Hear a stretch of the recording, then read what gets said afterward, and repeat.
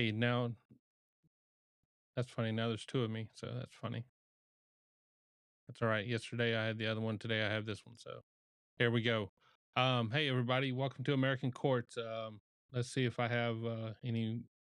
Let's see if I have any microphone issues today. It sounds great on my end. Hey, Linus and Sivo Girl and Nan. We even got Fozzie's cat here today. So how about that? Hey, Victoria. Um, got a bunch of different stuff for today. I was asking Fozzie and Linus which one I should play, and they're just saying play everything. So we're probably gonna do a little bit of everything today. We'll jump in and see if we can't get some. Let's start in with Judge Simpson today. Let's just see where that goes to be start. Versus is it Besnick, Kotari?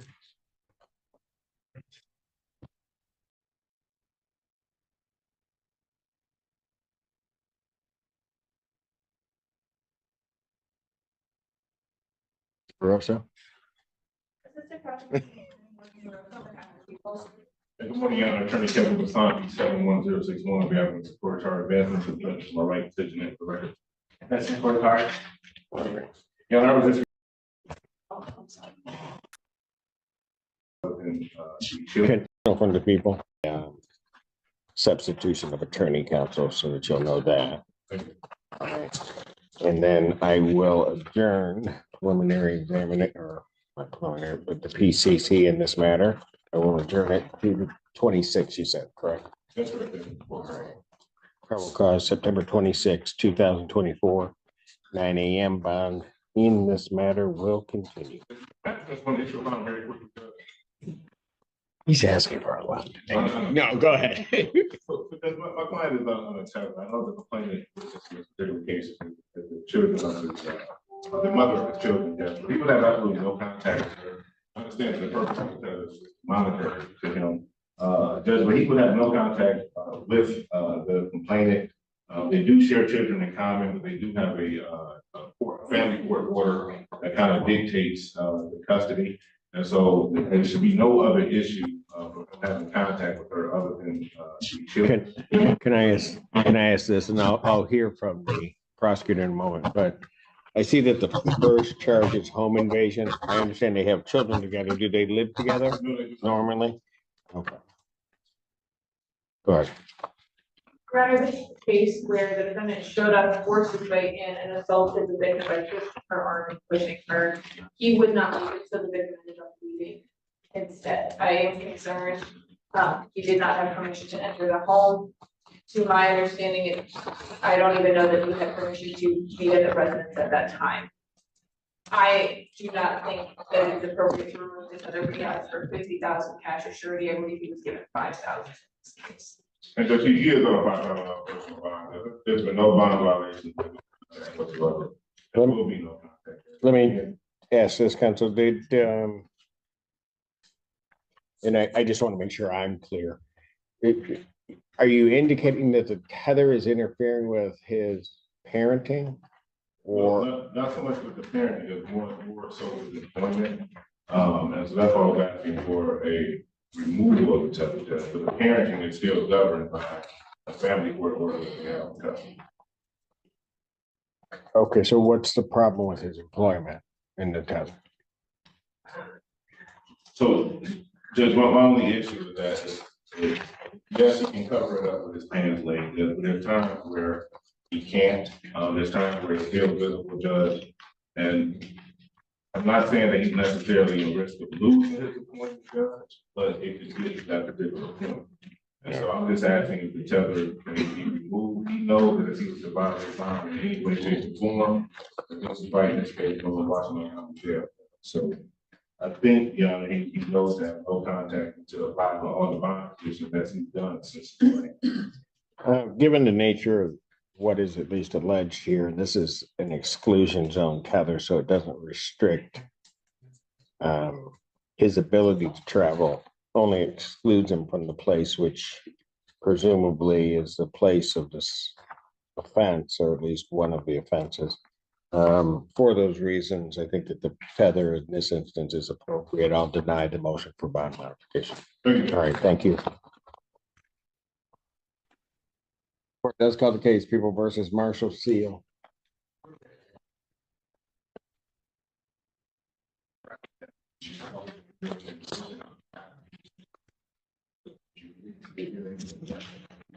Marshall Scott Seal. Andrew Children's Grant on behalf of the people. All right, I've received a competency report. Yeah, go for that. Anything additional from the people? Okay. All right, based upon a review of that report, the court would find it is competent to stand trial. Specifically, the court would find that the defendant can understand the nature and objects of the proceedings against him and can rationally assist in his defense. Therefore, the defendant is deemed competent. I've signed the order. Thank you. Yeah, respectfully requesting a probable. It's like 1 or 2 weeks. I knew you'd say that. Probable cause conference, September 12th, 2024. 9 a.m. Bond continued. Sir.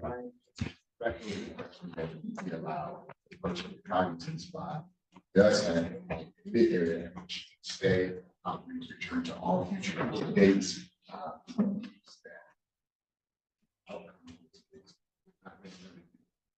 Conservation. Obviously. It's asking to allow. Yeah. It's not a.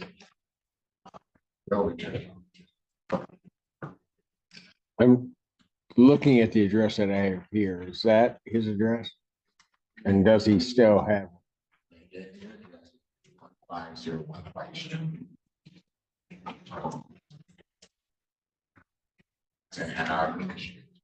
Is that his place? My plan? No. Oh, it's an apartment over at Switch. Yeah. What was the 312 here on? I'm sorry. Oh, okay. It's okay. Can you hear me? Yeah, Okay. What was the 312 West Huron Street address? that's just an old building that I used to rent an apartment at. Either that or it's the Delana Center. It's the Delano Center, I think. So when did you get this apartment? So I was homeless and then I got my subsidized apartment sometime last winter, after December. So I've been living at that apartment for almost a year, but yeah. Oh, boy. Council approach.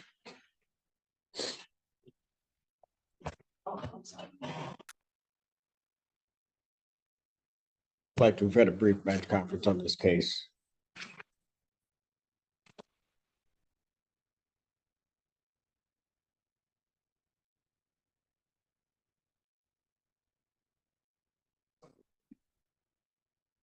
At this point, I'm going to deny the defendant's motion for any type of bond modification. There's going to do some checking into on the address. And also what I'd like to see regarding Mr. Seal is his plan for treatment and the like.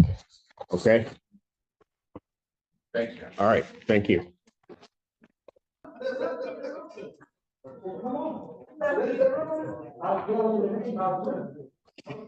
Good morning. So you now want me to unpass it? Yeah. Okay. Court does call the case, People versus Lasonia McLean. You got it? We clear in? On the, yeah, okay. All right. You said, in first. Oh, hi. Sorry, are you working? Yes. All right. All discovery is complete. That's the mission. May we approach? This is B3. There's no need to approach, well, Mr. Brown wants to approach you kind of, but, Mr. Brown has asked me, a couple of times for any videos in this case. I've sent, multiple emails to YPD requesting any audio or video they probably unresponded to. So there may or may, I don't know if there is any video or not, but my requests for any video have gone unanswered. I have no issue with setting it for a PE. If something turns up, we'll cross that bridge when we get there. You can dismiss it. Well, I realize.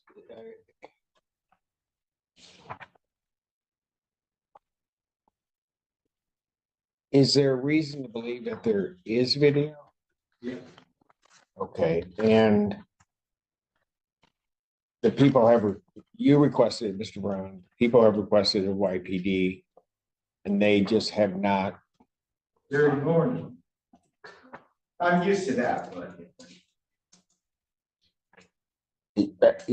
I guess, Mr. Childers, to the extent that they're not, there's no response. Is that, the response is not that there is no video, there's just no response. then if, I suppose if the court wishes, I could elevate my email to see if I email command staff, if they may respond, I don't know. It's certainly worth a shot. If we want, in an effort to keep the case moving along, I can stay out until the end of September, and I can continue my efforts. well, I don't know why it's one thing if there's an issue getting discovery. This is a whole other realm Yeah. where they're not responding to a legitimate discovery request. And,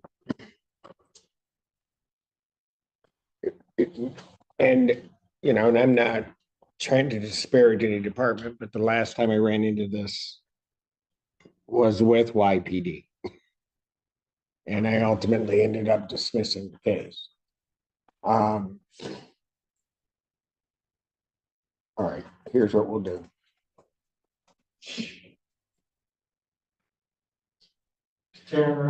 it. She wants to say something with her law degree. Yeah. I don't think she does. The people around you are doing just fine. Okay. So here's what I'm going to do. I'm going to set so as not to impact the defendant's rights. I'm going to set the preliminary examination. Mr. Brown, prepare an order for my signature that directs that YPD is to turn over all video. I will set this examination for the 17th. Today's the 4th. So I'm going to need it right away so that there's time, but that they're to turn over all video to the Washington County Prosecutor's Office by the 11th.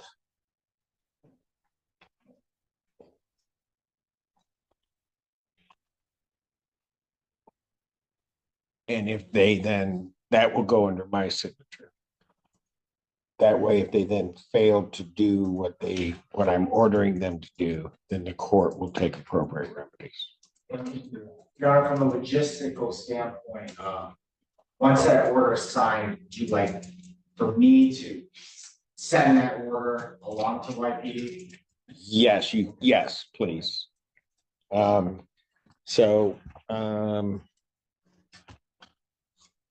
Preliminary examination in this matter will indicate discovery is not complete, but preliminary examination in this matter will be set in person September 17th, 2024, 9 a.m. That will be before me.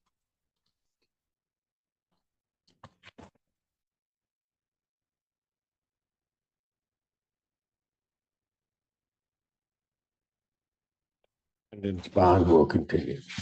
Now, given all of that, ma'am, is there something you wanted to say? She was trying to leave and go to the, get on the bus, and there was some contact, so we had to contact Pittsfield Police to make a narrative report that she was not in violation of any court orders. I have a copy of it if you'd like. Hold on, If you'd like to be able to get on the bus. hold on. You gotta catch me up because that was today. No, that was the last time. 22nd. 22nd. Mr. Morgan, approach. Just hold on. Okay, you're good.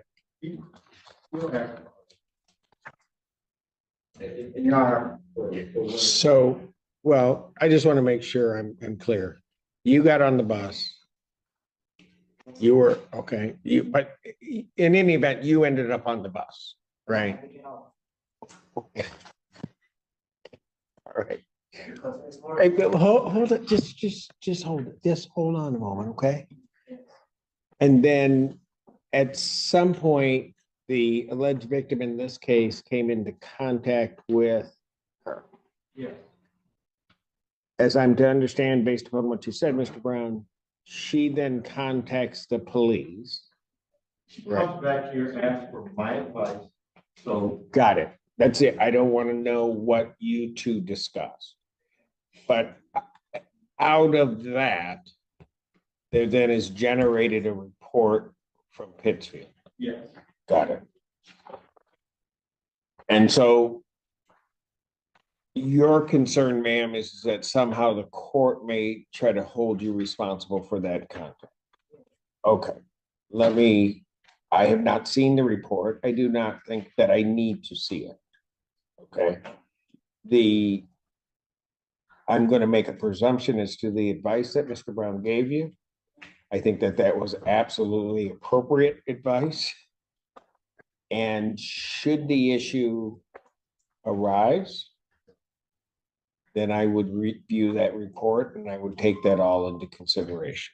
All right.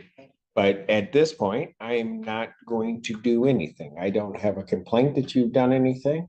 And so I'm not going to make one. Fair enough? I need time to get on the bus again. Not leave out the courtroom and get. Okay. All right. Listen, just listen. Mr. Brown gave you advice, okay, regarding a situation that you had, I guess, last time that you were here, right? So it would seem to me, would it not, that should you leave and that same or similar type of thing happen, that you would then follow the advice that your attorney gave you? And I kind of indicated to you at this point how I'm looking at it. Okay? I know it may worry you, but I think follow what your attorney is telling you. All right? Okay, anything else you want to yell at me about?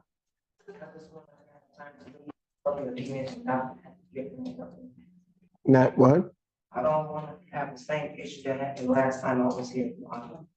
And you asked Ms. Morgan to sit and wait for it. No. Okay, hold on. Where is Miss Morgan here? Okay, you need to sit down. No. All right. So you need to get on the bus. Okay, stop for a moment. Miss Morgan, do you need to get on the bus? Yeah, the bus have video, did nothing happen, I got off the bus. Okay, The bus have video, she's lying.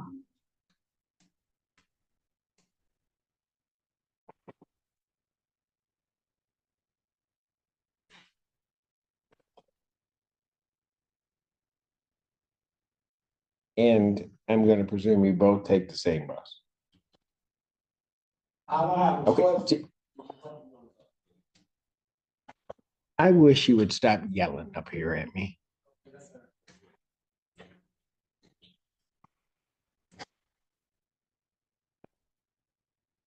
Mr. Feaster? I'm not gonna ask you to drive anybody, so don't tell me. Yeah, I'm just, so, okay, here's the thing I do not know. And I'm going to maybe potentially embarrass myself. I have not taken a bus. Well, no, I don't, wow. But I just haven't. And so I know that when I get on a bus or when I did,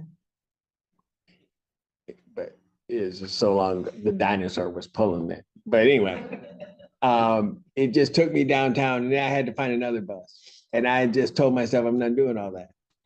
So that's why it's my limitation.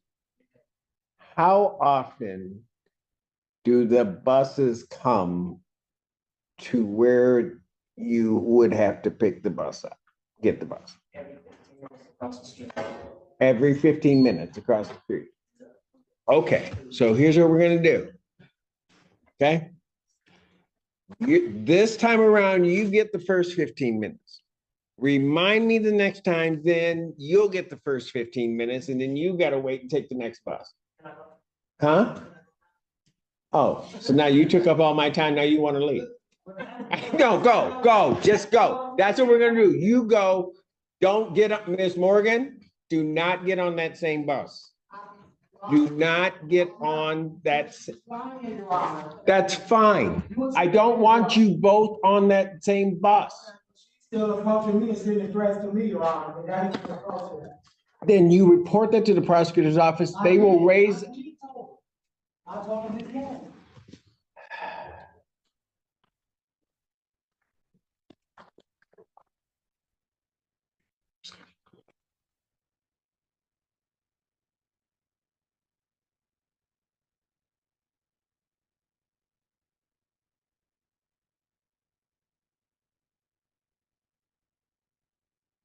Don't know how to change it, right?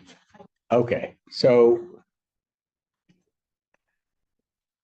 I will just say this, Ms. Morgan, when it is raised before me in a proper way by the people, I will deal with it, much like I said I would deal with her issue.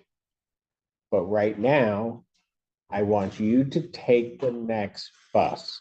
The next time around, you'll get the first shot at the bus. She'll wait. Thank you. County, Washington, State of Michigan, is not like possession the Honorable Judge Davis, just presiding. You may be seated. Sorry about my delay, but really the bus is more than 15 minutes. Anyway. Let me do this first. Jeez. No, I'm good. Thank you, though.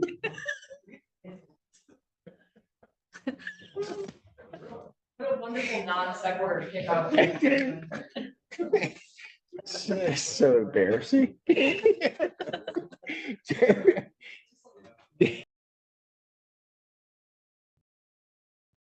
So Judge Simpson there had some camera issues all day. He was if he'd move his hand in front of the camera, it would zoom in or zoom out for him. I don't know if you've seen in the past. There's times in the past where he'll do a thumbs up and it does a little thumbs up emoji. Hold on a second. I think I might have. Oh, I've got the thumbs down one, so it'll do like that for him, but thumbs up for him if he puts his thumbs up. And so, but it's fun. You know, he kept a good attitude with that lady, but she just wanted to make it difficult. Some people can't figure out life. We got a whole pile of people in here. Thank you, Biggin, for such a good raid. That was awesome. Got I can't even begin to list off the names: KK, Amanda Panna, Michael Roberts, Willis, Subverge. I know I'm mess that up. I'm sorry about that. We got Peepla, Bebop. We just got a pile of people in here tonight, and I greatly appreciate it. You got Sean in here. We just got a whole bunch of them. I'm gonna play the very first video that I ever did, the very first court video I ever put up. It's about that Las Vegas judge that the defendant jumped over the I guess the desk, the bench at her, and so it was an interesting case, and it kind of sparked my idea on go ahead and jump on it and go ahead and start making a little bit of the videos. I added a little bit of news clips in there. I always tend to like the news clips more than just the court stuff. And now that we've got Julie, No, we've got Julie. We can go ahead and start that. We're going to do that one. Now, remember, this is the very first video I ever did with court stuff.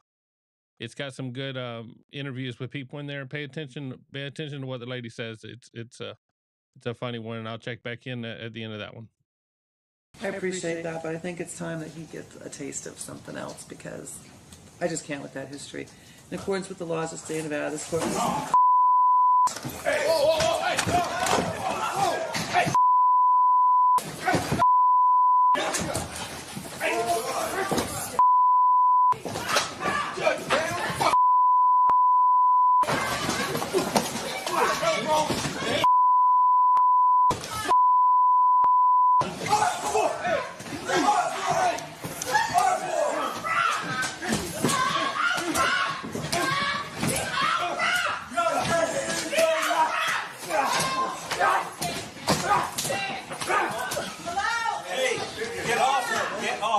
Oh, man, you're good, stop. Don't do this. Hey, where's Mary Kate? Is she okay?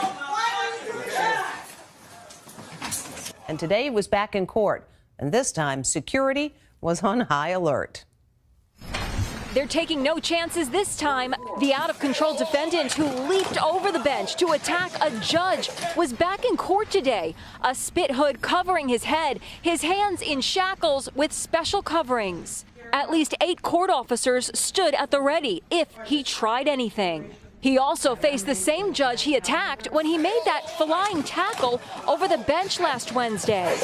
I want to make it clear that I am not changing or modifying the sentence I was in the process of imposing last week before I was interrupted by defendant's actions. Judge Mary Kay Holthus sentenced Diobra Redden today to a minimum. That man just, I don't know what happened to make him want to fly over the balcony and attack that judge like that. But now all of us, we got to sit there and get our dates reset. I ain't happy about that. Ain't none of us happy about that. But I knew something was wrong with him because when he first walked in, before they started everything, everybody in there quiet. We got to silence our phones. We got to do all, sorry, I just did some crack. We got to do all this extra stuff. When he walked in, he was so fine. He looked so good, and I let him know that I liked the way he looked and I wanted his number. Guess what he did? He called me a desperate. I knew something was wrong with him then. I didn't even do nothing to him. I just think he looked good. And as far as the judge, I got kicked out of the court because not because him flying like a squirrel over the balcony to her and doing what he did, but it was just the face that she made when he did it. Y'all had to see it for yourself. Them little videos don't tell y'all nothing. Y'all had to see everything for yourself. But I can't say too much because we got our court dates reset. We ain't even got the paper yet. I don't know when I gotta go to court. But I don't want her trying to give me additional charges just because I say so when y'all start the camera. So we're gonna leave it at that. All right. But come on. That man is fine though. And the way he jumped over there when he get out of jail, I might write him because I don't think he gonna get out of jail, but I'm gonna write him. That motherfucker fine. All right. You can start it.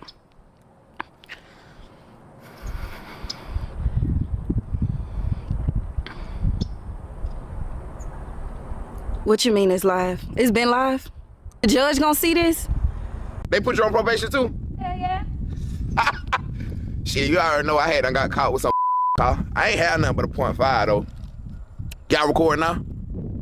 I can't talk about drugs and stuff on the news, can I? Okay, start it up, I'm ready now. Yeah, I seen everything that happened. I just seen the look on his face when he came in that courtroom. He looked like I'm finna kick some day. But what made me mad more than anything, they scheduled my goddamn court date the same time as she tallied. I ain't even see her. I ain't wanna see her. She came in talking about JJ. Gone on. We ain't even supposed to be around each other. That's what I told the judge. Judge, me and her ain't even supposed to be around each other. But back to Buddy, I seen the look in his face. Me and him went to school together, so I knew something went right. When he always stayed kicking folks when it came down to his sentencing, and the judge had like, I'm finna give you a lot of time. He already told me, bro, she come at me with a lot of time, I'm gonna kick her. I'm like, damn, you gonna kick the judge ass? Hold on, let me go before you try to kick the judge's ass. Let me go ahead before you, because I already know when you in court and they do too much and trying to make the judge mad, I'm gonna get the ass end of the stick. Nobody else, I get the ass end of the stick. So when he jumped across there, It took her 30 seconds to get out the way. You get what I'm saying? An average black judge, like the rest of them, they get out the way fast. But it took her a minute to get out of the way, and that's why she got her hit. The judge is somewhere under the bench trying to protect herself from his blows. 4 minutes later, as the court officer nurses a head injury, Judge Mary Kay Holthus reappears, clearly reeling from the attack. Redden's foster mother was in court when he lost it. In an exclusive interview with Inside Edition today, Karen Springer says Redden was off his meds. What he did, no shape, form, or fashion do I condone it. You know, I was just as heartbreaking and shocked as anyone else. But like he told me, he just snapped. Redden's outburst is just the latest instance of violence aimed at judges. Outside the courtroom, a delay in response. The arrest report states 2 marshals were notified of a panic alarm from courtroom 3G. They responded and said nothing appeared to be out of the ordinary. That's because the chaos was happening next door in courtroom 3F. Marshals were flagged down to the correct room and arrived as Redden was being taken into custody. While marshals transported Redden to his holding cell, he reportedly told them, quote, "Judge has it out for me. Judge is evil," asking one marshal if what he did was wrong, saying, quote, "I'm sorry you guys had to see that." At the Clark County Detention Center, Redden reportedly spat in the face of a corrections officer. While he was being strip searched, corrections officers heard him utter the words, "He had a bad day," and tried to kill the judge today. A hazmat team has since cleaned the courtroom, and Judge Holthus was back on the bench 1 day after the attack. Brand new video just into our newsroom showing that man jumping a table and running toward that judge before this week's attack. Our 8 News Now investigators obtaining the new footage. It shows 30-year-old Darryl Redden, seeing a marshal prepare to handcuff him. It's that action that appears to set him off, and then he makes a run for it. I appreciate that, but I think it's time that he gets a taste of something else. I think when the judge says, you know, it's time for you to get a taste of, became a trigger, and in his mind. Redden's sister LaDonna Daniels saying that what we saw in the courtroom Wednesday was a fight or flight response. He tried to speak for himself, which I just think he shouldn't have never been allowed to take the stand or speak on his own behalf because of his condition. Redden's family says he was born with crack cocaine in his system, that he is schizophrenic and bipolar, pointing to those as a contributing factor to Diobra's reaction, on top of the concern that he wasn't taking his medication. I mean, when we struggle from mental illness, it's a chemical imbalance, just as most addicts have chemical imbalances out there. Who wants to stop using, who can't. Redden's mother, Karen Springer, says that in the end, she was heartbroken to see her son charging at the judge. Oh my God, I went to a state of shock. You know what I mean? So it was heartbreaking, really, to see him. And like I said, at the end of the day, it's about his mental state. He just got an apartment, did everything right, was in contact with parole and probation. He was released to them in their custody. So now you saying you finna send him back? What's All right, I'm gonna go ahead and jump on it there. So this was this happened back in January, and this judge, in all reality, this judge is a trooper. This judge is the toughest judge I've seen in a long time, because she was back just the next couple of days. She actually went ahead and sentenced him, and she did great. There's a court hearing coming up, but what I wanted to mention was, so this lady right here is a comedian. She's out of Valdosta, Georgia, and she does little skits based on news clips, and but she's hilariously funny on the stuff that she does, and she's worth checking out. I'm gonna put a description to her in the description, or I'm get Linus too. Linus likes to do that stuff, but she does a lot of skits based off of news stories, and that's where that comes from. This was whenever I first started. I wanted to start doing court videos, and seeing that judge and seeing this just made me decide, yeah, let's go ahead and take that jump. So I'm gonna go ahead and okay, I see Vicky saying I need to speak louder, so I get that problem sometimes. So let me go ahead and I'm gonna go ahead and throw up the court today, where the judge testified, and just look how strong this judge was. I would have retired after that. I would have had trauma that was just. I see there, Amanda Panda. Yes, this part was a skit. This news interview was a skit. That was what happened to that judge was real. Nan, so she didn't just do some crack on live. Well, she might have. I don't think so, but who knows? See the people talking about the mental illness. Look, he may have, but that doesn't justify the behavior. I don't know what the answer is, but this judge, according to her testimony, she had known him for several years, so she was aware of who he was and aware of his difficulties and aware of his challenges. So, yep, absolutely, Bebop. I see that. Thanks for the context. Is a bit surprised. Absolutely. But if you watch the news enough, you see some amazing ones. Someone mentioned the leprechaun being found over in Alabama. This is kind of the same type of thing. Absolutely. All right. Thank you for all the comments and keeping it rolling. I'm going to throw up the judge. The judge did great on the stand today, and I don't have the court person that was beating the hell out of the guy, but it's worth it to go look at it. So here we're going to jump on the judge real quick, see how that story's going. Did you get that? She said that really fast. Yes, I got it. Okay, I'm nervous on this side.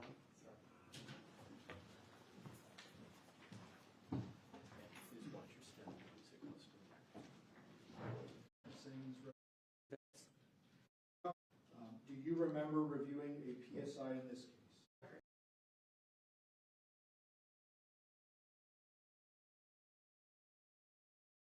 Or programming, get evaluations to see what kind of programming it was best to serve that individual. Are there times in which defendants who you presided over will get probation, they'll go out into the community, and then they'll essentially mess up on probation and stuff? Yes. And would they be brought back in front of you at that point in time? Not right away. Sometimes P&P tends to work with them a lot of times to give them multiple chances. But at some point, when they get to a certain level, then parole and probation will put on what we call a violation report, saying that they're violating their probation. Judge, it's time for you to take a look. We think they should go do their time now. And then that goes in front of you, and what's that proceeding called? Revocation hearing. At revocation hearings, do you essentially make a decision if the defendant should remain on probation or be remanded into custody? Yes. I want to bring you back to November 20th of 2023. On that date, do you recall whether or not you took a guilty plea from the defendant in a prior case? I do not specifically. Okay. When I say the defendant, do you understand who I'm referring to? I do. Who? Mr. Redden. Do you see Mr. Redden in court? I do. Sitting between. Hey, I'm getting a note that there's no sound on there. So turning up the volume on it, let me see that.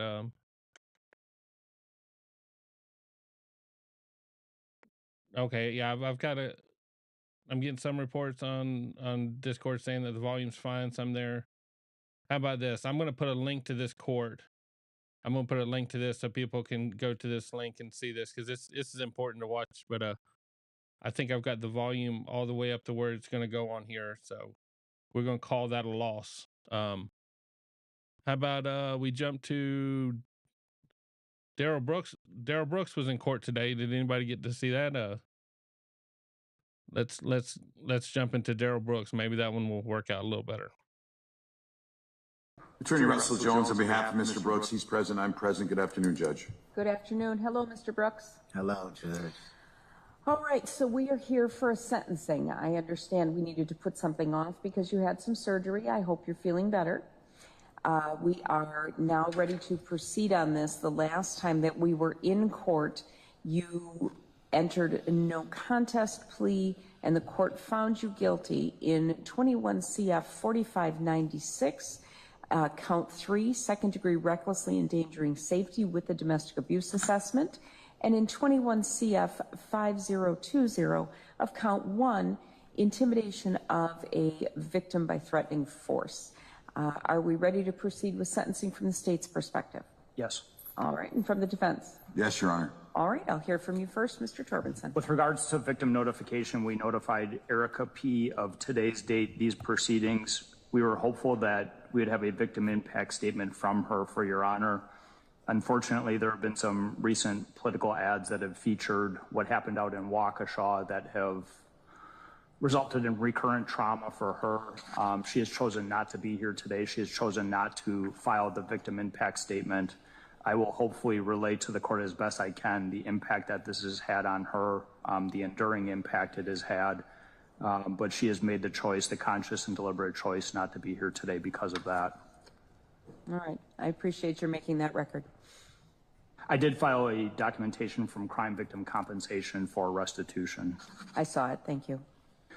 When considering the serious nature of Mr. Brooks' offenses, Mr. Brooks' character, and the need to protect the public, the state is respectfully requesting that the court sentence Mr. Brooks to a substantial prison sentence in the Wisconsin state prison system.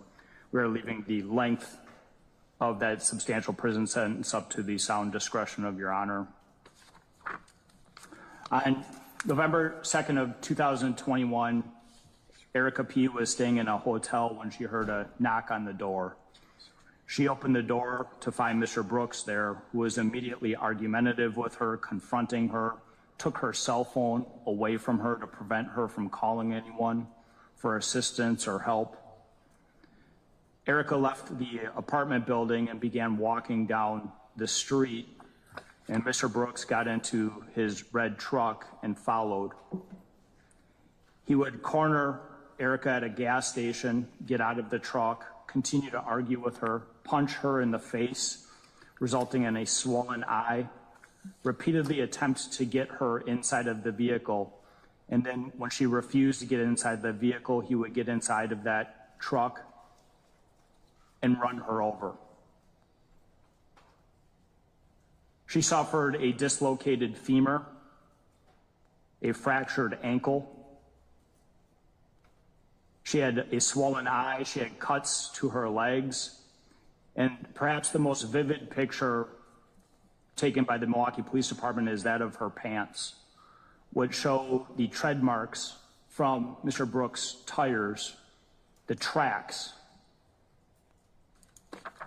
on her pants that had to be cut off her at the hospital so that she could be treated. That same day, November 2nd of 2021, there was a young prosecutor in the Milwaukee County DA's office.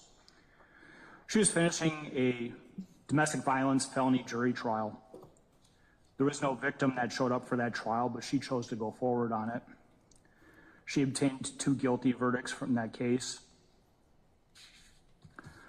That evening and the next coming days, after proceeding on a trial, she would review 22 domestic violence referrals, one of which was this case. She would reach out and try and make contact with Erica, and she couldn't get a hold of Erica. The allegations were so severe, so serious, that this young ADA chose and said, this case needs to be charged. Something needs to be done about this.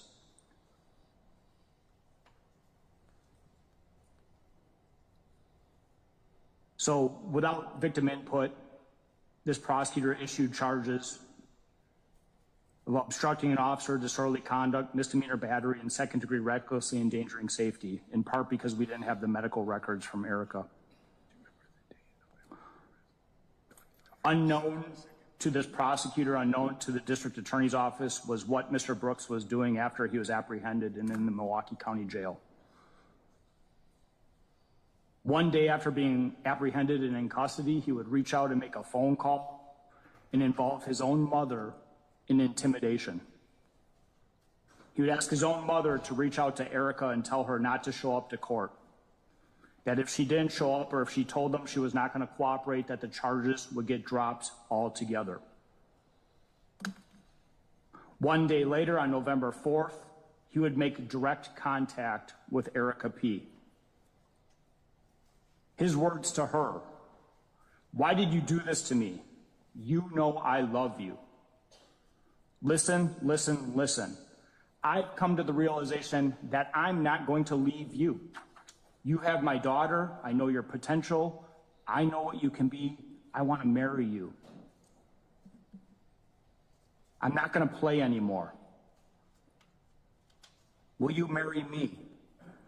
And then the very next sentence, then you need to call them people, meaning you need to call the prosecutor, you need to call the district attorney's office, you need to make sure that these charges are dropped. 2 days after running over his girlfriend and the mother of his child, he's using emotional manipulation, promising a future, promising marriage, promising change, all in an effort to try and get Erica to drop the case and the charges.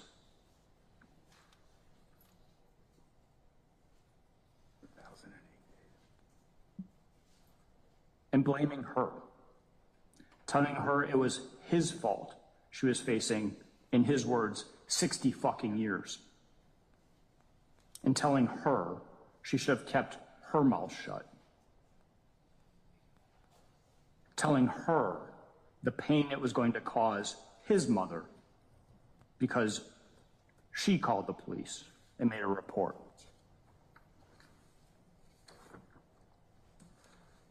The tenor of those calls would change significantly from emotional manipulation and promises of a future to direct threats of violence.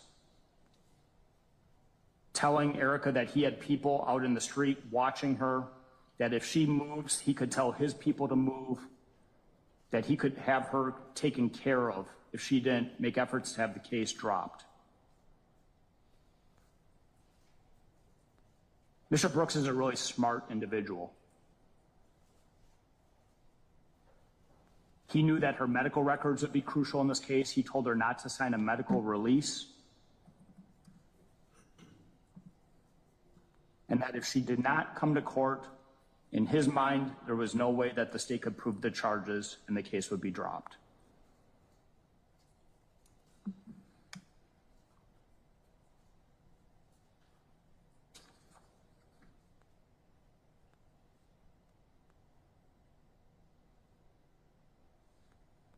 But he would threaten her safety from the confines of the Milwaukee County Jail. Even in jail, even in custody, he showed the ability to threaten, to manipulate, and to control Erica.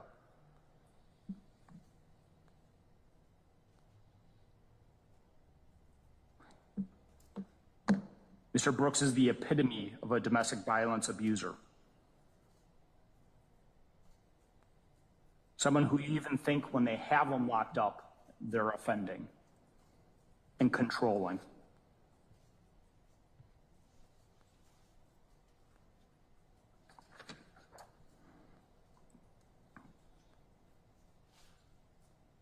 Unfortunately, none of that conduct was known at the time that Mr. Brooks was in the Milwaukee County Jail. It was discovered after the events took place out in Waukesha, and I'm going to talk about Waukesha little, if at all, today, because what we're here for is what he did to Erica in Milwaukee County.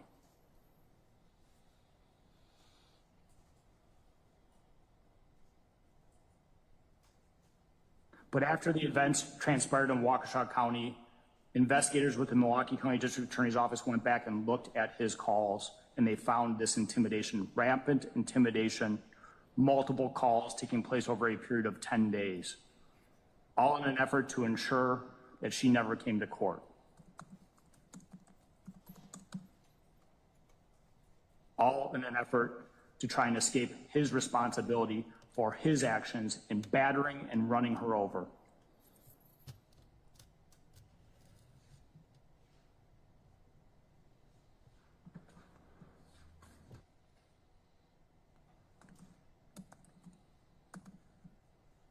It wasn't just Erica who saw and experienced the defendant run her over on November 2nd, 2021. There was a citizen witness that saw it. That person certainly was traumatized what they observed, but they reported his deliberate actions. and battering her and then running her over. This was not an accident, as Mr. Brooks would try and get Erica to portray.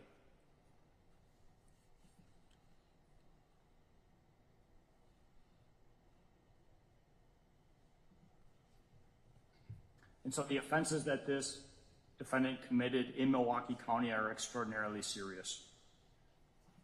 They were life-threatening for Erica. They are life-altering for Erica. They were traumatizing for Erica.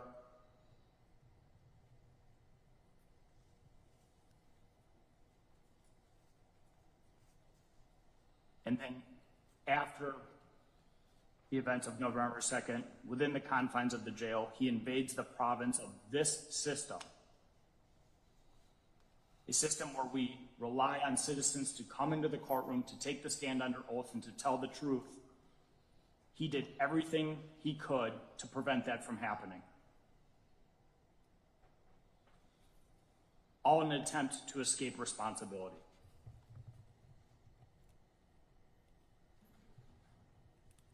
For those actions, he is singly and solely responsible. When considering the defendant's record at the time that these offenses were committed, he had an open criminal case in Milwaukee County that was 2020 CF 2550.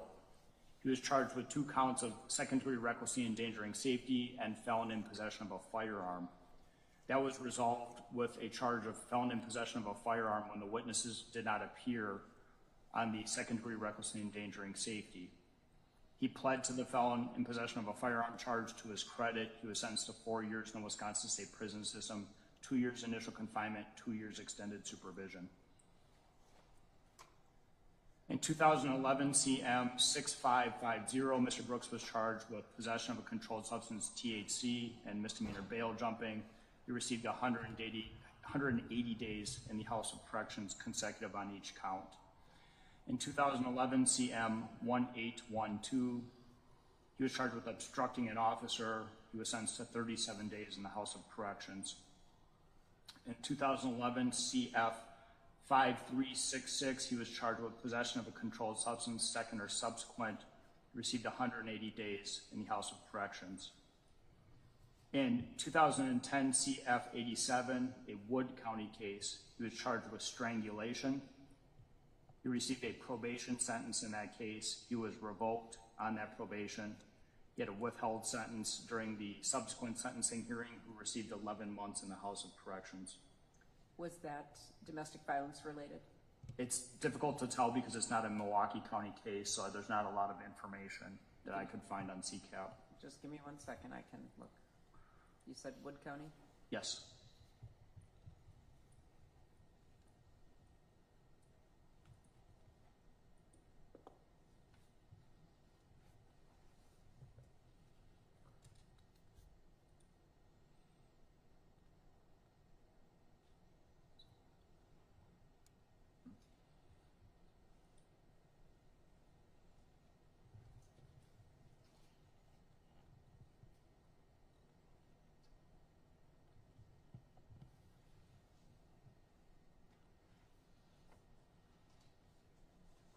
It does not appear to have the assessment, but the facts alleged in the criminal complaint do seem to indicate a personal relationship. Okay. Yeah, my client indicates it doesn't qualify under the DV statute, but it was a personal relationship. I don't know that, but I'm just letting the court know. Understood. I just read that, so it makes sense. Okay, go ahead. In 2005, CM 151, a case out of Manitowoc County, he was sentenced to 10 days in the House of Corrections. It's a misdemeanor offense. Beyond that, I forgot to write down the charge. I apologize about that. I believe it is an obstructing an officer, if my memory serves correct. In 2002, CF 936, he was charged with possession of controlled substance, second or subsequent. It was marijuana. He received a 50-day corrections. And he has a 1999 felony charge in case ending 4470 for substantial battery. He received a probation sentence. He was revoked on that probation and subsequently sentenced to 2 years in the Wisconsin State Prison System. He also has a sexual assault conviction from January 3rd of 2007 out of the state of Nevada for statutory sexual seduction is the name of the charge. Give me a second. That was the 99 case in Milwaukee? Yes.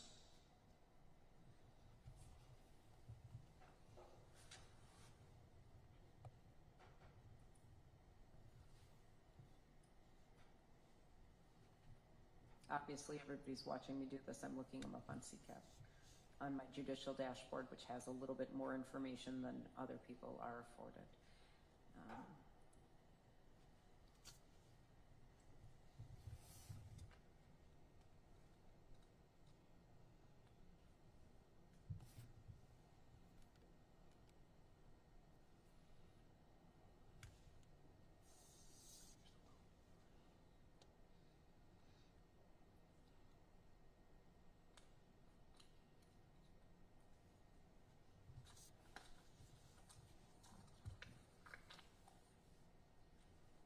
It does not appear that that has anything to do with the substantial battery. It had nothing to do with any sort of personal relationship, domestic violence, or anything like that.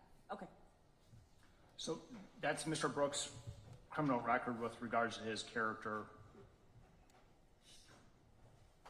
With regards to Mr. Brooks' character, I do think it is a positive that he entered pleas in this particular case. At the point that Mr. Brooks entered pleas in this case, he had absolutely nothing to lose. He'd already been sentenced to hundreds and hundreds of years of time in the Wisconsin State Prison System out in Waukesha. And so whatever happened on this case, from Mr. Brooks' perspective, his life has already been taken away in many aspects by the sentence out in that county. And I recognize that, and I give him credit for the fact that despite the sentence he received in Waukesha County, he came into court when the state was ready to proceed and chose to enter pleas in this case. And that's a sign of positive character. I give Mr. Brooks credit for that aspect in this particular case. Your Honor, with regards to the need to protect the public, the state does believe that a substantial prison sentence serves the interests of the public in this case. I'm asking the court to make it a consecutive sentence, even though the sentence out in Waukesha exists, and I'm asking the court to do so for two reasons. The first reason I'm asking the court to do so is because these were separate offenses involving separate conduct, and they deserve separate punishment. That serves the interests of both specific deterrence and general deterrence. Specific deterrence and punishment for Mr. Brooks, general deterrence, so our larger community knows that when you commit separate acts, you're going to be held to account for those separate acts through the punishment. Understanding the sentence that was given out in Waukesha, I'm also asking the court to consider consecutive sentences for this reason.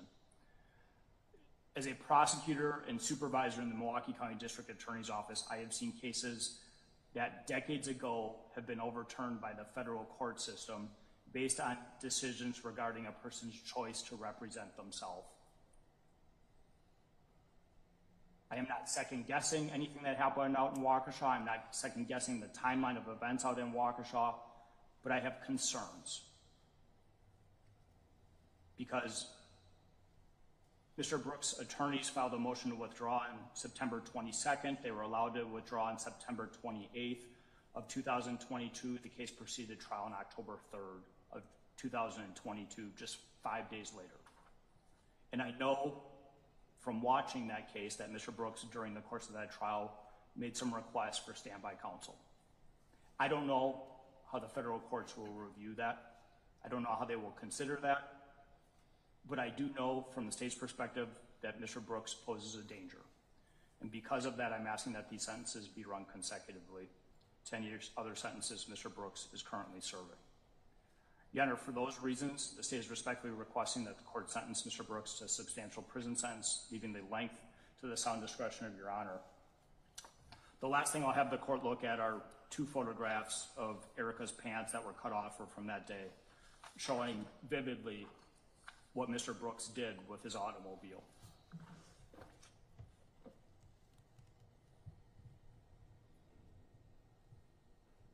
You've seen these, Mr. Jones? Yes.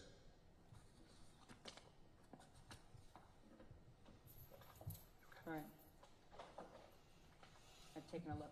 Thank you. Okay, go ahead, Mr. Jones.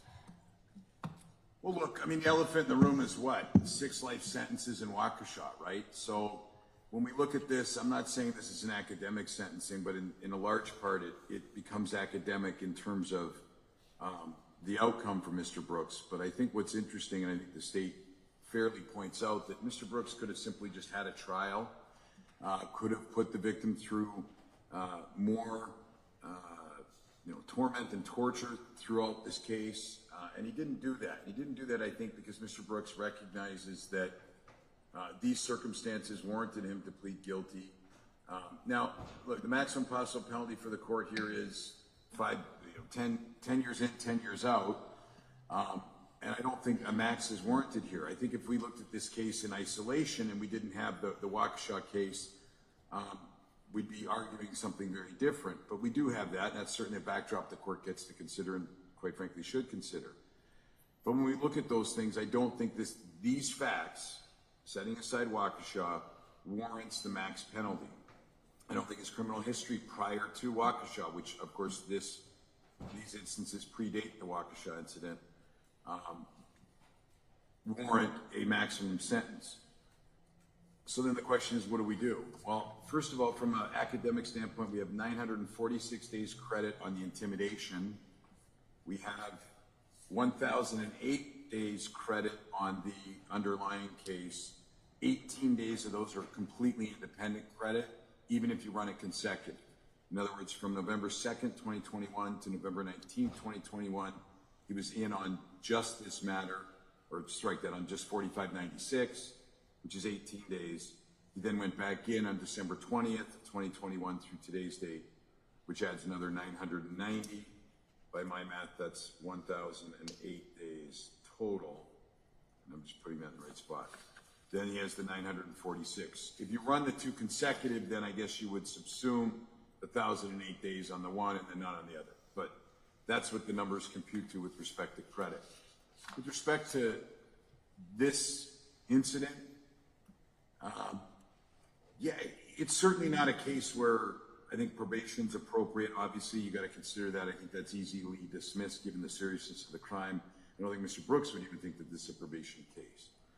But I don't think it warrants the maximum. What I'm going to propose the court do is I'm going to propose the court do 4 years in and 4 years out on each case, but I think that the court run them concurrent. So that's close to the maximum on each one. I'm asking the court to run them concurrent. The intimidation, even though it's phone calls, I don't think it's of the most egregious nature of an intimidation that we've seen come through these courts. There wasn't any sort of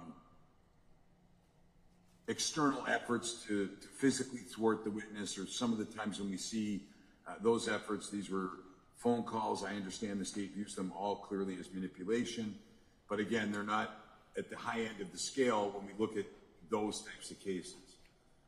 When we look at the underlying case, that one I think has some aggravating factors, and that's why I think close to the maximum is warranted of 4 in and 4 out. I think concurrent makes sense.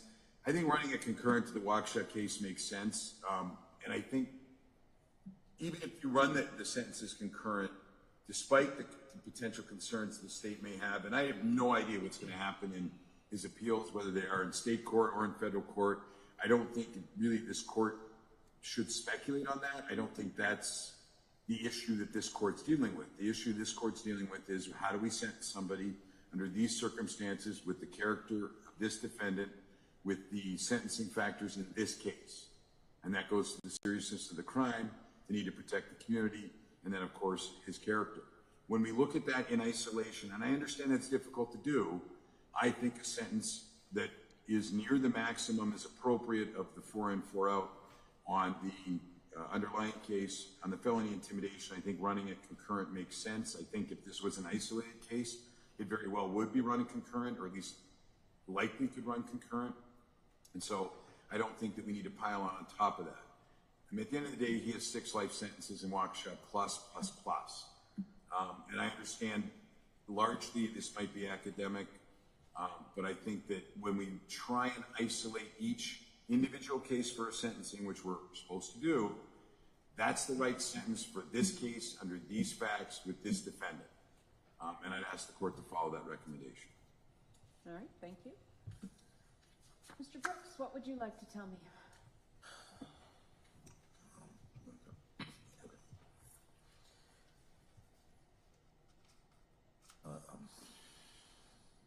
First, I just want to thank you for how you've handled this case. It's been three long years that I've been coming before you now, and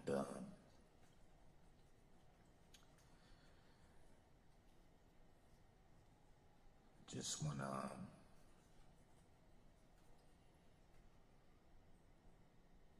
to tell you that throughout these 3 years, this matter has affected the people that matter most to me, namely my children too have been affected by this. It's kind of like a rift. This situation happened with, the mother of one of my children. And, coming from a broken home myself with those types of issues that, my mom went through,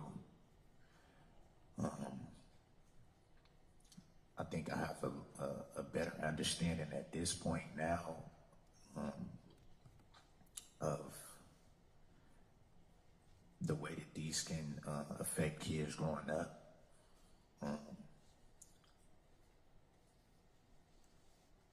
I want to say that I take responsibility for my actions fully. I'm not gonna hide behind anything. I'm a man up, and in these years, I've made the choice to look at those things and decide for myself that the cycle stops with me. I have 2 sons, and I definitely wouldn't want them to be involved in anything that would hurt people they love, or, when they have children, for their children to be hurt in those ways as well. So that's part of the reflection that I've been doing. I've also, it's been difficult because of my situation in prison to actually get things done because of my custody status, but I've taken the initiative to program in those areas, dealing with domestic violence issues, childhood trauma issues, things of that nature. I'm doing fairly well with those, which is something I never had, growing up. And, just to have the opportunity to look at better ways to deal with frustration, deal with anger, to deal with understanding.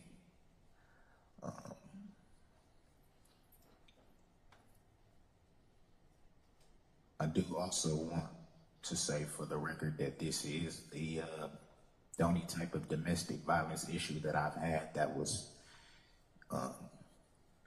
any type of personal relationship, and from the aspect of someone that I have a child with.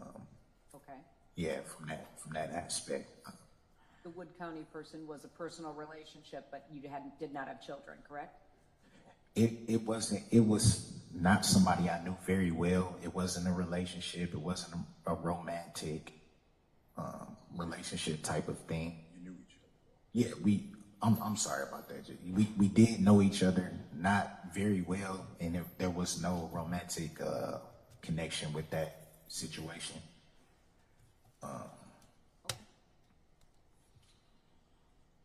But like I said, Your Honor, in these 3 years,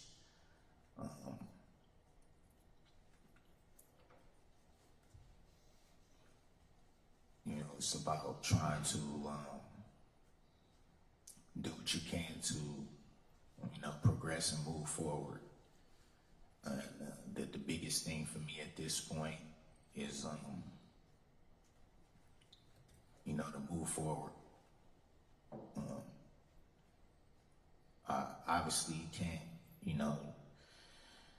change the past at this point.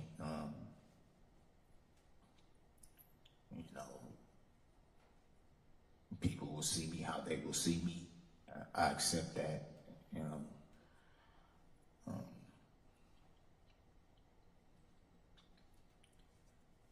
but I do want to say that outside of my other matter, I just want to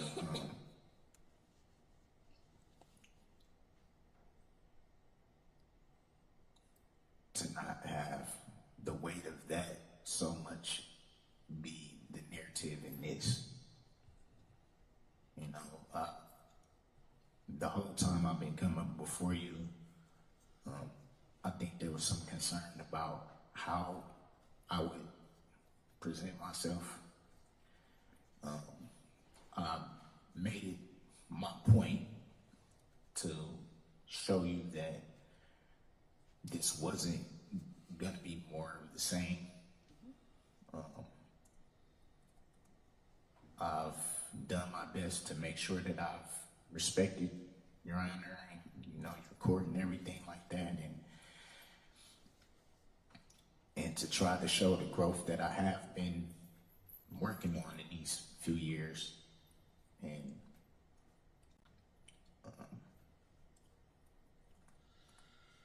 I guess to show more a different side of me, more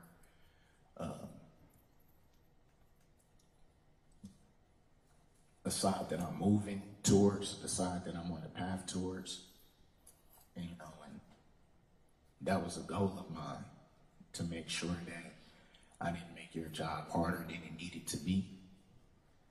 And outside of that, I just want to set my other matter to the side and just be fairly judged on this. And that's why I thank you for the way that you've handled it this entire time, because I can bet you probably like, why is this guy still on my docket at this point? We should have been past this by now. But I think the length of the matter to my favor gave you more of an opportunity to see, like, this is the road I'm going down now. And unfortunately, my situation is what it is. But I know I'm on the right path. Thank you for your comments. So whenever I sentence anyone, I need to consider 3 separate things: the gravity of the offense, the protection of the community, and the character of the defendant. To address your kind of last point first, I live in the world. I know what happened out west of here. But from the very first appearance you made in front of me, that was after that, you have not been the person that we saw on TV that was there. You have acted absolutely perfectly fine in this court, and I want you to know that I appreciate it. There are security measures that are in place with the sheriff's department based on those issues, but you have never acted up in court. You have never been disrespectful. You have never done anything. You are an absolutely different person as you deal with this court than you were as portrayed out there. And I recognize that, I appreciate that, and I absolutely am separating these issues. These incidents, the initial incident and the intimidation that took place thereafter, took place prior to what happened in Waukesha, and you will be sentenced simply on those.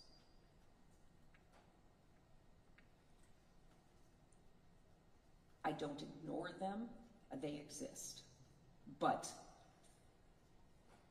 you have, it is not my issue, that is their issue. So, having said that, I am extremely pleased in what you have demonstrated over these past 3 years with me, because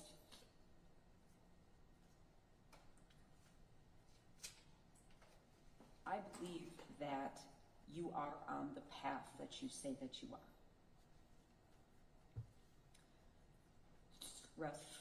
Russ, can you get him tissue for Mr. Torbenson? You have an empty box in front of you, I believe.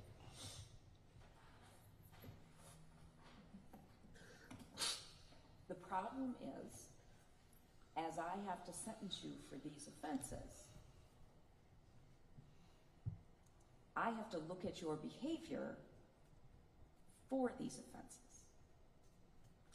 I have a question for you before I get to my comments from that. In looking at your record, something jumps out at me. You have a number of offenses starting in 1999 all the way up to 2011. Some gaps. What happened? What were you doing between 2011 and 2020? Did you live here? Did you live somewhere else? You don't seem to have any criminal contact. What were you doing? I did live out on the West Coast. Is that when you had that was a 2007 Nevada case? Were you in trouble out there, or were you living a... No, I was thriving, Your Honor. I was thriving. I was working. Had a great relationship with my children.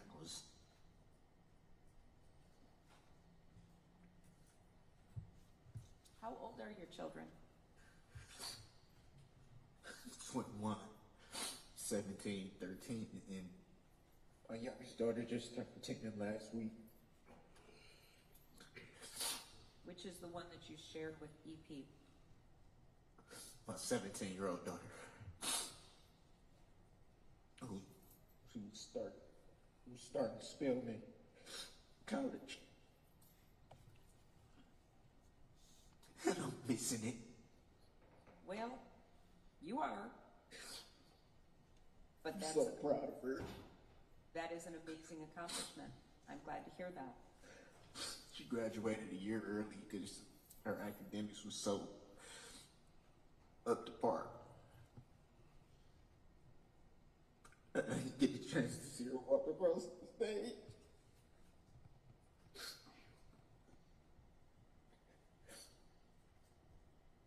She sounds extraordinary. All right. So you were doing well. Right up until you weren't. So looking at this,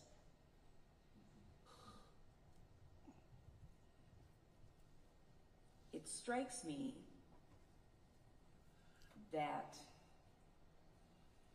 you don't have a relationship that goes on for 17 years, or roughly about thereabouts. And the very first incident of violence between the two of you results in you following her to a hotel, banging on her door, and when she tries to get away from you, following her, cornering her, punching her in the face, and ultimately running her over.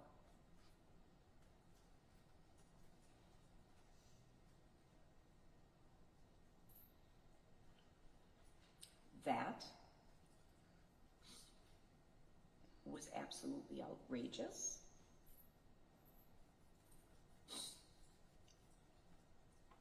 And you are so very lucky that it was her leg versus her torso or her head, which would have killed her likely.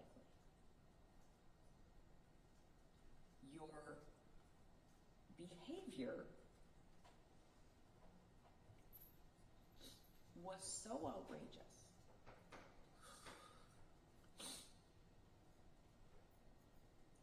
that it can't be downplayed.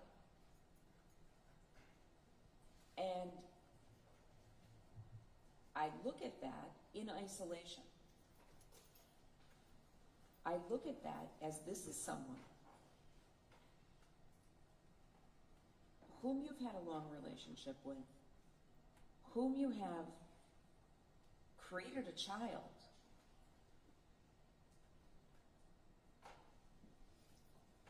and you disposed of her as if she were roadkill.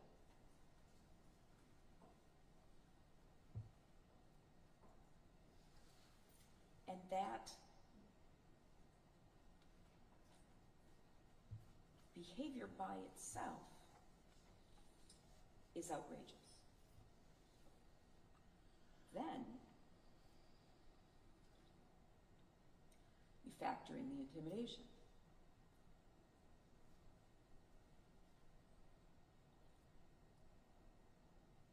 The quotes from that those jail calls, not the usual. Unfortunately, I've seen a lot of intimidating jail calls that involve let's be together. If you want us to be together, you have to get this drop so we can be together. And I can show you how very much I love. I've heard that a million times on jail calls. But when that didn't seem to work, you doubled down and intimidated her in such a manner. Mr. Jones may say it's not the worst because there wasn't any follow-through, that nobody followed her from her house to court on the day she was supposed to come and testify and ran her off the road or did any of those things. Of course that could have happened, but we were 10 days out from the incident. There was no trial at that point. Who knows what may have happened at some point. This is the very first part where the only thing you're in control of is trying to get her to call the DA's office and say, I'm not in, I'm not prosecuting. So that was what you had at your disposal, was just to so berate her and so humiliate her and scare her. So as to get her to do your bidding. Because you're locked up, right? So you can't get her. But what you did was you told her, I got guys. I got guys who are going to get you. The minute you walk out your house, they're going to get you. If I wanted you dead, I'd kill you. You'd be dead.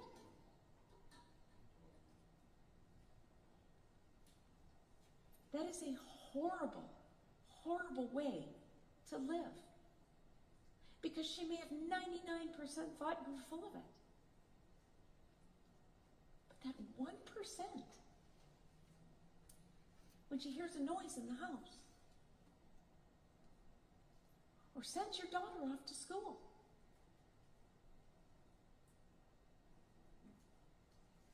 I'm your daughter in high school, half an hour late coming home from school, talking with her friends, busy, whatever. And what does that do to EP? Oh my God. Did someone grab her? Is this it? Did he call his guys? Because I didn't do his bidding fast enough. That's absolutely horrendous behavior. And it is who you were. It's who you demonstrated yourself to be. Whether that was the full content of your character, I can't speak to. But on those days, that's who you demonstrated yourself to be. I very much hope that you are on the path that you described. Because you likely have a very long life ahead of you. You spoke to your prisons, your custody status. Are you held in segregation? Are you by yourself? What goes on there? Housed in SAID. You are. Yes. I appreciate the efforts that you're undertaking to better yourself. To say, this is not okay. And I've got to figure out why I thought it was. And if that is going to come through classes or anger management or reflection, as you put it, all the better.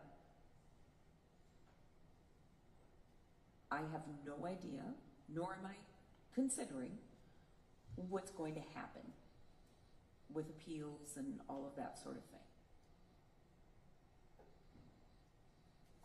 But you have to live with yourself. And getting right with yourself is going to serve you as well as humanity. So, the first thing, as Mr. Jones mentioned, is that I need to consider whether probation is appropriate. No one's asking for probation. Probation is not at all appropriate here. So I reject that. So this will be a prison sentence. You asked, and I promised that I would take this as it was for itself, and I will. This incident happened before Waukesha, and I don't mean to, by any sense, give short shrift to what happened there, but this is what is before this court. So I do believe that this is a prison sentence. I also adopt the state's theory of these are separate acts. Your behavior in what happened at that hotel and then following her to the gas station and running her over was one day. And then you came to jail. Not in the situation any further, not faced with her, not presumably in the midst of anger. You may have been angry about a variety of things, but not in a face-to-face, we're having an argument, anger.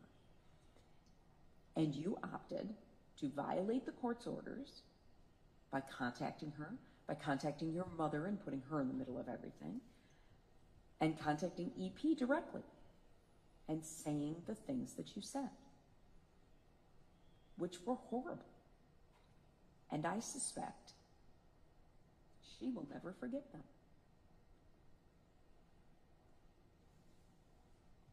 Because after a relationship of that length, you may be a voice that is in her head. And I'm very sorry for her for that.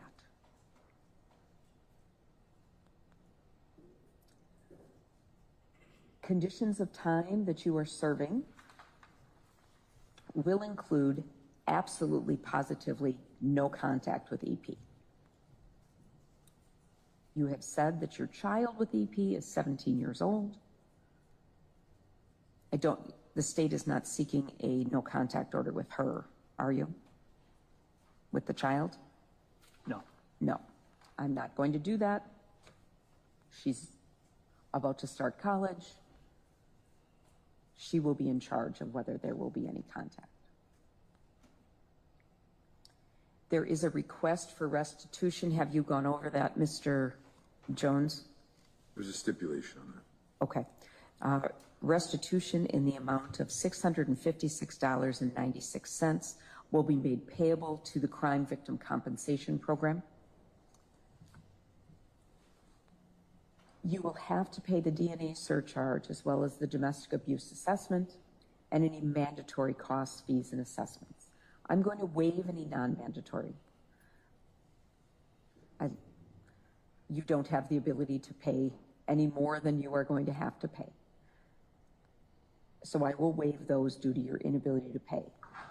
What I have ordered will be due and payable from your prison funds at a rate to be determined by the Department of Corrections, then will be payable as part of any sort of extended supervision that you're released on. And if you are, if it's not paid by the end of extended supervision, it will convert to a civil judgment. You are now a convicted felon. You may not possess any firearms. You cannot vote until your civil rights are restored. This was a violent felony, so you may not possess body armor. And if you violate that no contact order, you could face additional charges. I am going to order strike that. I'm going to encourage you. And I say this because of your custody status. I'm going to encourage you to participate in any sort of programming that is available to you. I'm not ordering it because it may conflict directly with your custody situation. And I don't want to put you in a situation where you cannot do something that I've ordered because of your custody situation. So I'm going to encourage you to take domestic violence intervention programming, anger management, and individual therapy. Whether that will be made available to you as part of your prison sentence, I don't know. If for some reason, I would do my part to find out. So I know you will. If for some reason you are released on extended supervision on this case and released into the community, those will revert to being suggestions to orders. Okay? Yes, ma'am. So if you're released, they will be court orders then, if you have not already completed them in your prison setting. So now I need to turn to the amount of the sentence.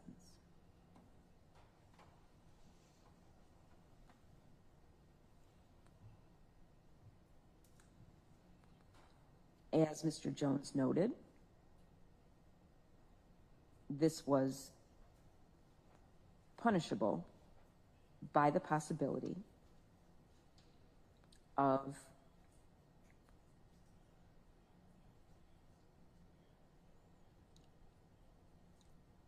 $10 initial confinement and 10 years extended supervision as totals, if I ran them consecutively. I do give you credit for entering no contest pleas to these charges and not putting EP through a trial. I do take into account the entirety of your situation.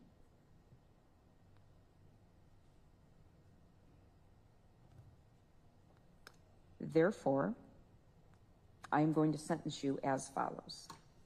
On 21 CF 4596, count 3, the second-degree recklessly endangering safety with the domestic abuse enhancement, I will sentence you to 9 years in the Wisconsin State Prison, 4 years and 6 months initial confinement, and 4 years and 6 months extended supervision. On 21 CF 5020, count 1, the intimidation of a witness, I will sentence you to 9 years in the Wisconsin State Prison, 4 years and 6 months initial confinement, and 4 years and 6 months extended supervision. Those counts will be consecutive to one another because they were decisions made on different days. You made volitional decisions to engage in that behavior on separate days, and it will also be consecutive to any sentences that you are serving from any other jurisdiction.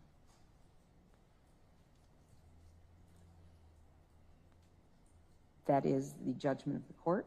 You do have the right to appeal my sentence, and Mr. Jones will go through those rights with you. I wish you well, Mr. Brooks. Judge, the credit?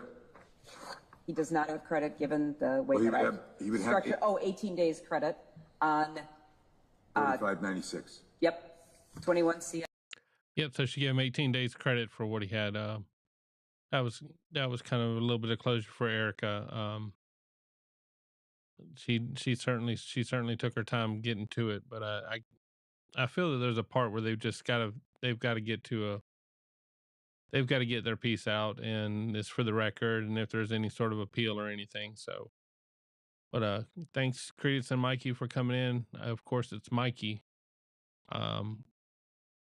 Earlier, Biggin had a raid. Thank you so much, all the people that came in from the Biggin raid. Thank you for everybody that's stuck it out. We're gonna go ahead and close it up now. Thank you, everybody, for jumping in and having such great conversation. Bunch of comments. I used to have a spot that'd tell me how many comments there was, but I've either lost track of that spot or I don't have it anymore. So, but thank you so much for everybody on the comments and all the likes and all that other stuff.